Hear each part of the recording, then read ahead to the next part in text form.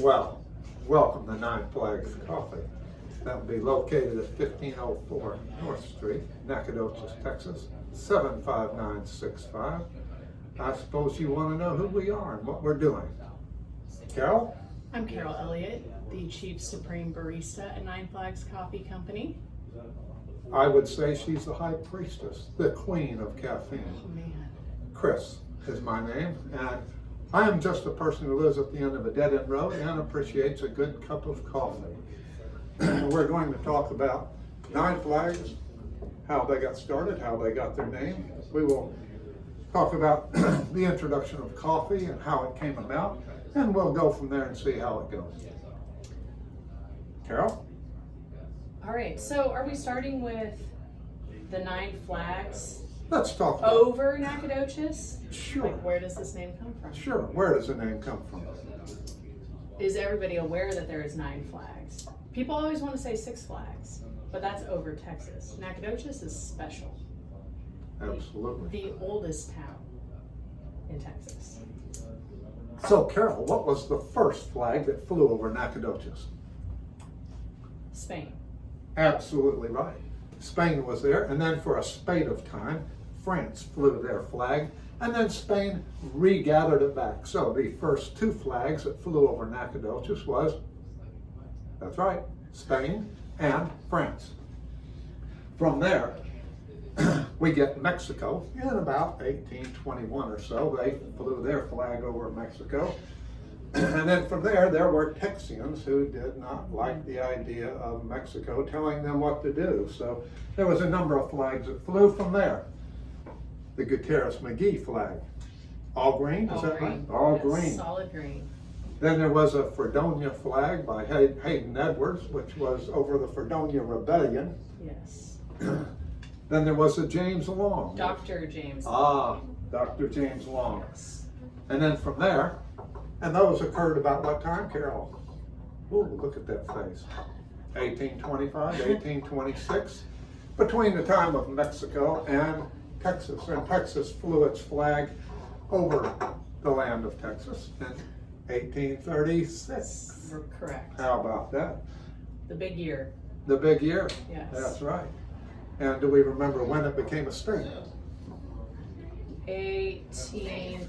Was that 1845? I think she's getting right there in the ballpark. 1845. Yes, 1845, we were recognized as a state. And if we're wrong, audience, correct us. Then from there was the Stars and Bars, and then United States. Right, so it was the Republic of Texas, the Confederacy, then the United States. Yes, actually, I think the United States flag flew, and then the Stars and Bars, and then the United States back again. Oh, So did it? It went twice?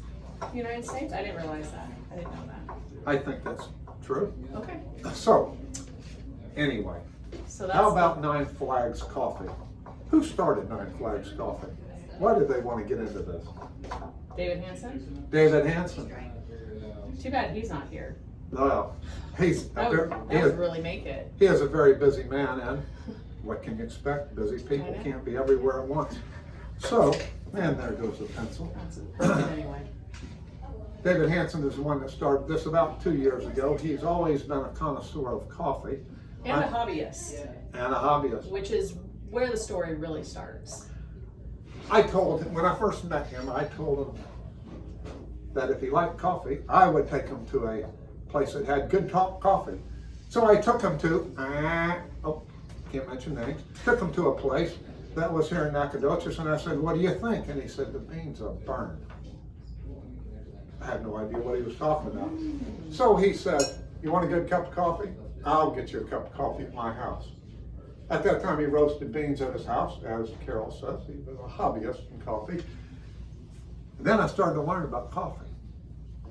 And he has worked with me, and I believe I'm getting a discriminating palate towards the coffee bean. So he started Nine Flags Coffee with the name Nine Flags over Texas. And here we are. So, about this coffee. Where did this coffee come from? Coffee in general? Like where was it first? Are we talking about Ethiopia? Is that where it the started? birthplace of coffee.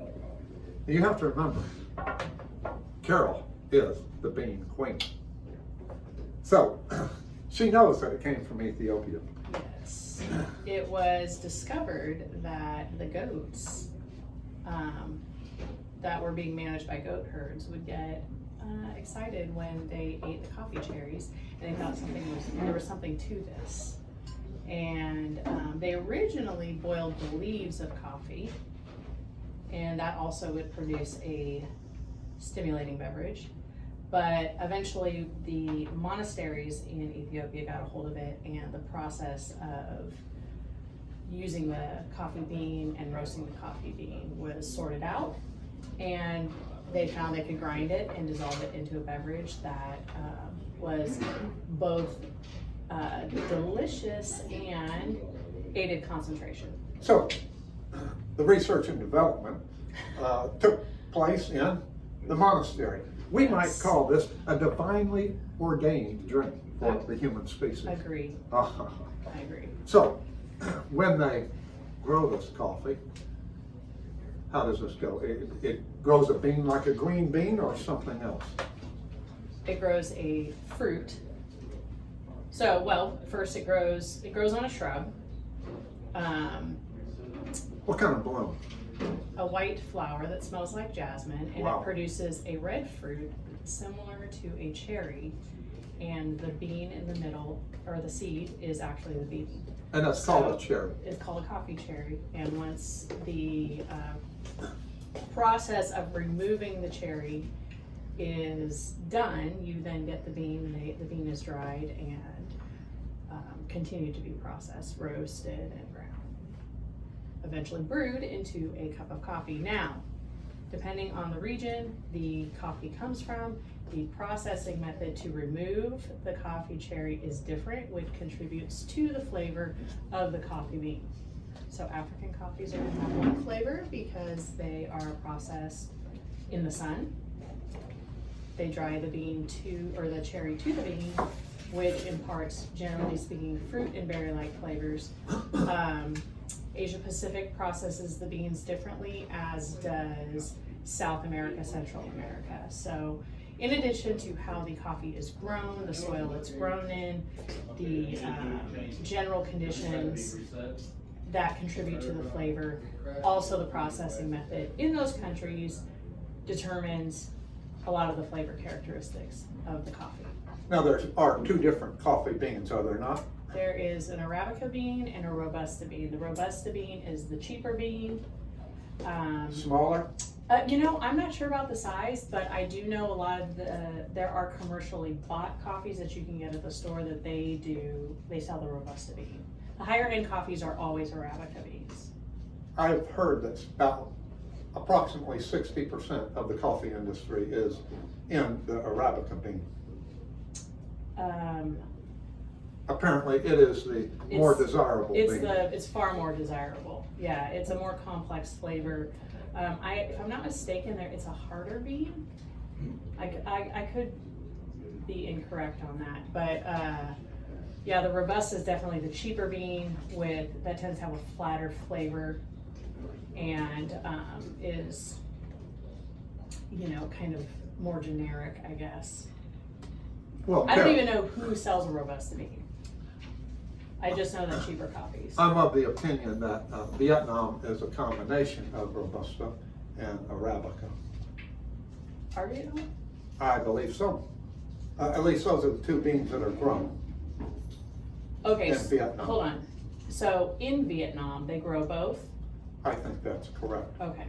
So I would suspect any coffee farm is going to stick to one or the other. Listen, I have no doubt that's probably the case, but I can't see a coffee farm doing both if there is a higher price point on their Arabica bean. Perhaps. I think ours is Arabica. I can't imagine it's both. Perhaps. I will look into it. They might mix the two. Why would you mix the two though? Well, there would be a difference of flavor in one to the other. Sometimes you can blend two things and get an improvement over both. That is really where you get the coffee blends from. Yes. you're improving, usually taking a less, maybe a less flavorful bean and adding something in to improve the taste quality. But now, Carol, Yes, moving forward. moving forward, let's talk about your passion. Oh, man. Let's talk about those things that really mean something to you. Those things that cry out from your heart. Oh, my goodness. I want this. I don't. We need no confessions. We're only talking about coffee. Well, I like Guatemala and horses, Horse? but nobody wants to talk about horses, so we'll stick to the Guatemala. Mexico too. Would you say that when one is pursuing one's passion in coffee, that this might be similar to a personal awareness, an awakening of your inner self? Yeah, you certainly would find out that there's better things out there than, Whiskey, ugh, better than whiskey. barf. Not worth drinking. Don't waste my time. So, If I'm gonna eat barley, I'm just gonna have barley. I don't need it fermented and turned into, never mind.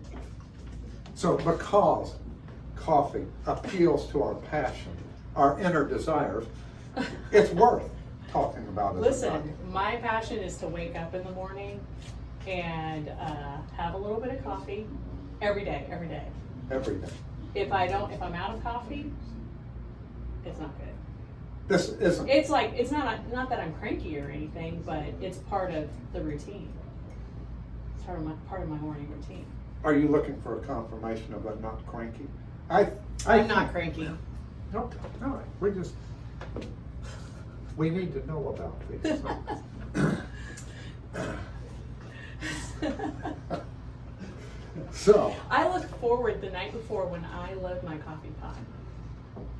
I am excited that I get to get that. but coffee is not, coffee is not an addiction. Oh, it definitely is, but it's really on the low end of things that affect other people. So.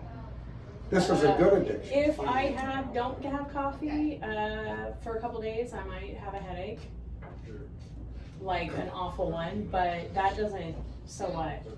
See, now that's the difference between people. You need this to get your day going. Personally, I can do with coffee or without coffee in the morning. I can do a day or two like that, but I just like the routine. However, coffee is the frosting on the cake in the morning. It is. I agree. Yeah, that's a good way to put it. And I used to not drink coffee at home, and I never cared. But then when I started, after having kids and needing coffee in the morning, I started that routine.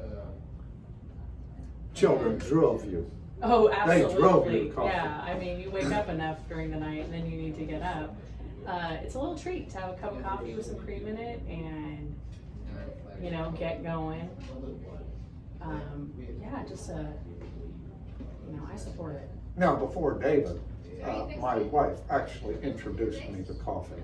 I could care less about coffee, and then she introduced me to coffee.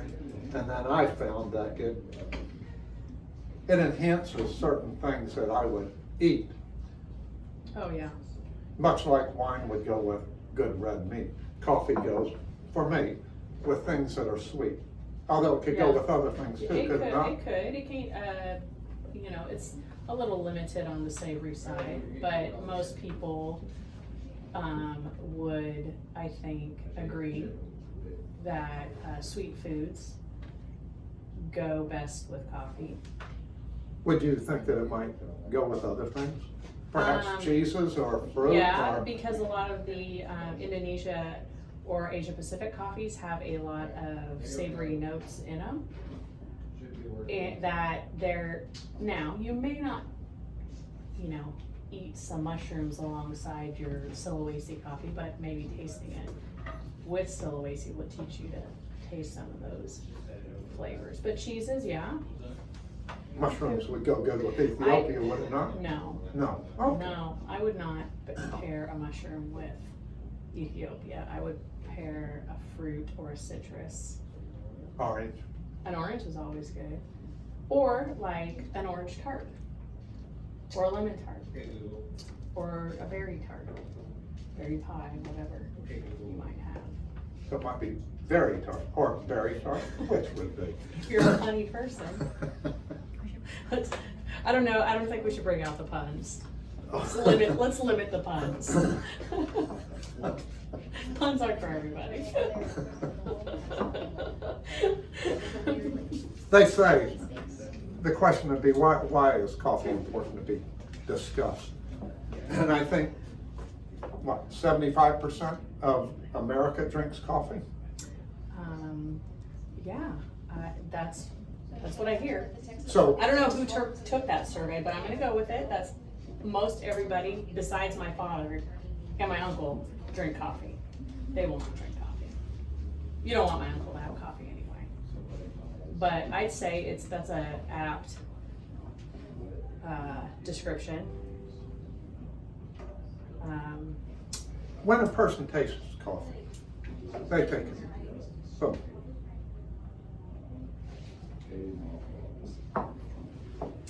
How would we describe this? What are the things in our body?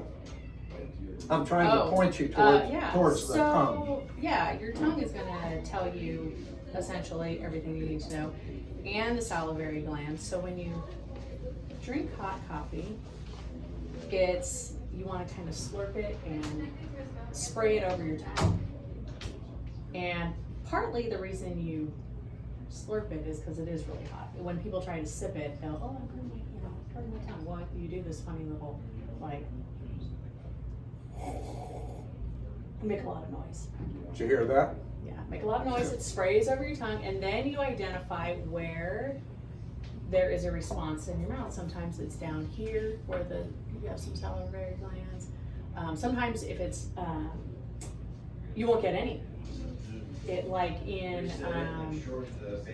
I would use the example of like a Sumatra coffee that does not have a lot of brightness or what we refer to as acidity, which is not pH. That's brightness equals acidity. Yeah, acidity is a description of the tartness essentially of the coffee. So if you're talking about pH and somebody says, oh, well, it's got too much acid, coffee has too much acid and it upsets my stomach. That's a whole other thing. Acidity in the world of coffee refers to the tartness or lack thereof. What if a person tastes coffee and they say, I don't taste these different things, nuts, raspberries, blueberries. Then that's when you try pairing it with like foods. So obviously you have to know the coffee flavors that are the flavors that are distinct to that coffee, and then you would pick a food that is in that same realm. So like I said, with Ethiopia, those coffee flavors tend to be fruit flavors, citrus, etc., etc. So you would sip your coffee alongside, maybe I would do like a piece of orange or a piece of lemon, and then you would sip your coffee again, and it helps bring out those little notes. And coffee tasting, learning to taste coffee takes a long time, and I think that is comparable to wine tasting, where people go, oh, well, it just tastes like wine. If we had something to pair with it, well, look here. Here is some New Guinea chocolate. Why don't we try to pair this with the coffee you have? What coffee do you have? I have Mexico. Mexico. Please, try a little in New Guinea. I have Ethiopia. And sometimes you can pair it with something that you're like, I wonder how this will taste together. And it might really throw off that cup of coffee. So sometimes it'll enhance it, and then if it's something that's really in conflict with the flavor characteristics, you'll go, oh no, that wasn't a good match. Again, like wine. It could open up the coffee.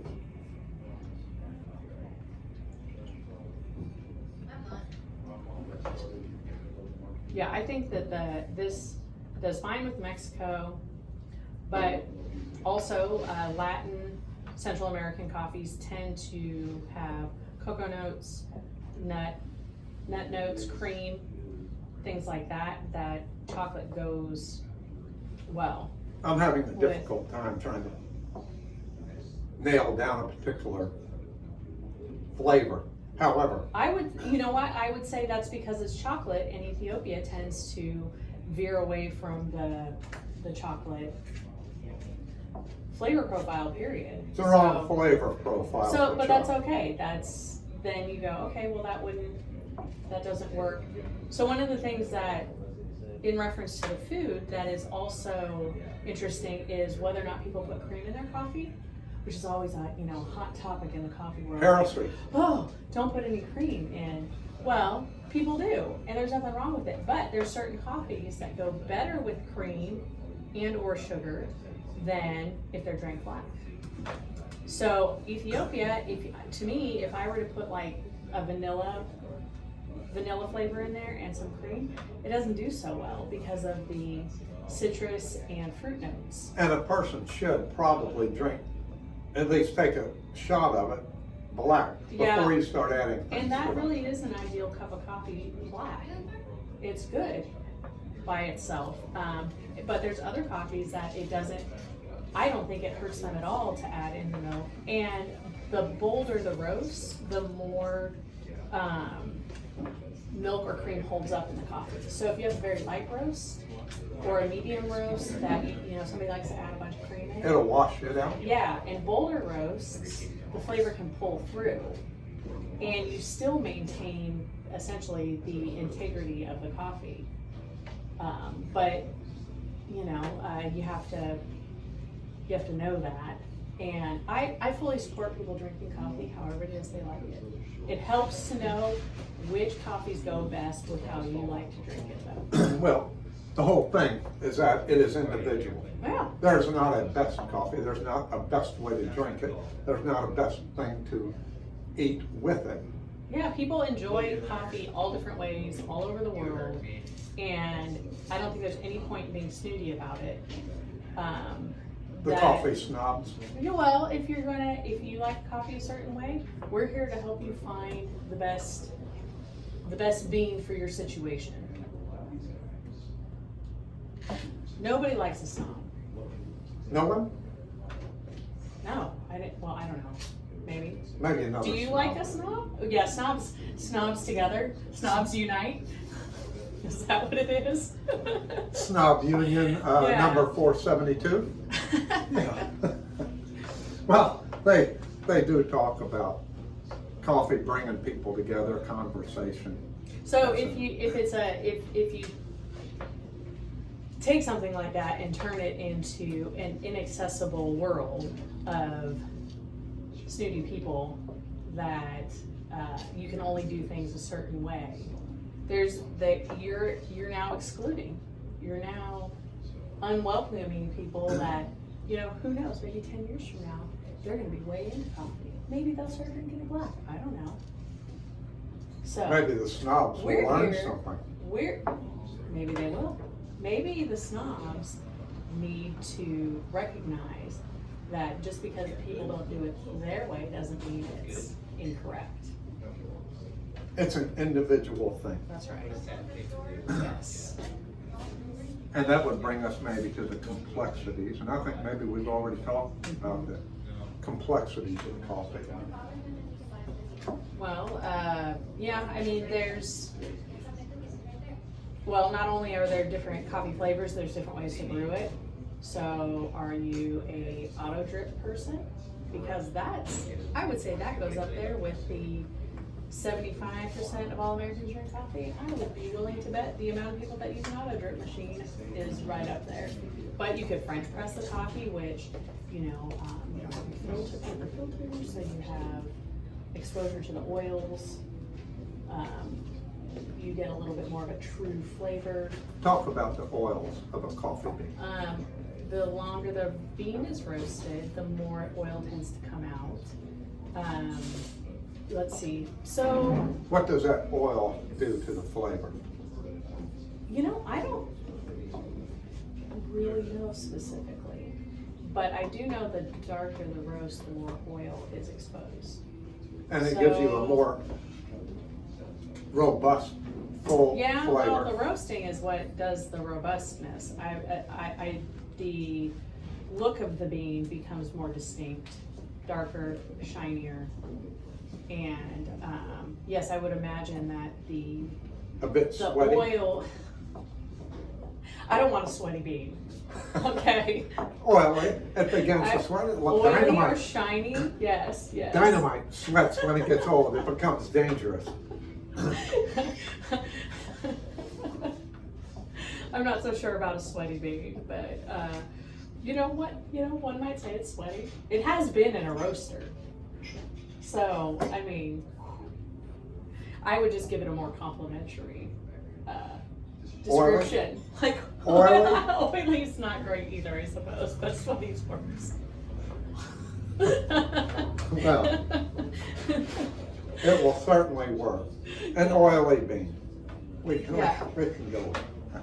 So you have the different, not only do you have the different roasts and flavor characteristics, you have different brewing methods that may bring out characteristics that individuals are looking for. So if somebody does not want that paper filter there, removing that oil, because when you do a French press, you can see the oil on the top of a little bit on the top of the pot of coffee, because it's direct contact with the grounds with no paper on the other side. And you have auto drips. You also have the gold cone filters, as they call them, that have A lot of people no paper.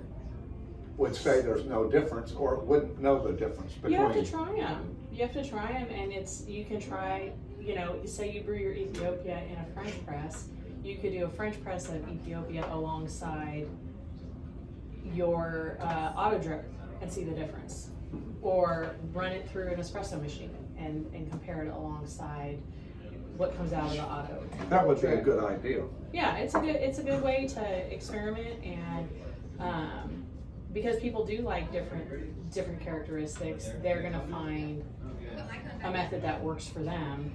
So at Nine Flags, they usually carry on the counter 9 different geographic places, and they also do a light, medium, and dark roast. So right there you have 27 different ways, and if you were to get the beans and you would take it home and you do an auto drip, a French press, and other ways, all of a sudden you're talking about 70, 80, 90 different ways. If you have all of them, if you have all 27 bags, So- you're gonna be busy. So by the time you get to be 90 years old, they say my you can't goodness. drink coffee anymore, you'll just start to get to where you understand what you like. Well, and I wouldn't recommend brewing that much coffee at one time. You need to really spread it out. Spread it out over 30 years.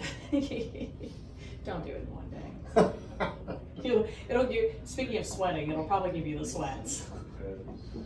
So, Carol, I think we're just about done, but I would like to ask you a question. What would you call a sad cup of coffee? Oh my goodness, a sad cup of coffee. Is this a joke? A depresso. Oh goodness. I knew it. And I would say a sad cup of coffee is probably one. that has too much water in it. They didn't put enough coffee It's in it. not from Nine Flags Coffee Roasters. Not for Nine Flags. So, when a cow has a calf, Yes. what would you call that cow? The cow that had the calf? Yes, Aren't they officially a cow after they've had a calf? that cow would be decaffeinated. Oh, good grief. You like that? That's true. And we I'm know gonna that, remember that. we know that coffee goes back a long ways. We actually know that Moses brewed coffee, and What? it's biblical. Let me tell you how he Where- brewed coffee. Hold on. Where is this found? Hebrews. It is? Yes. No. Hebrews. No, the stop it. Yes. Yes. Are we done with this? Are we about done for the day? I think so. Well, this is Chris signing off, and Carol, the high priestess of caffeine. I hope this hasn't been too ridiculous for you. I hope you've enjoyed your time with us. Say goodbye, Carol. Bye. Bye. Okay, that's 30 minutes. They'll be able to cut it back to 6. No. No. No. No. That was. I didn't get to hear anything.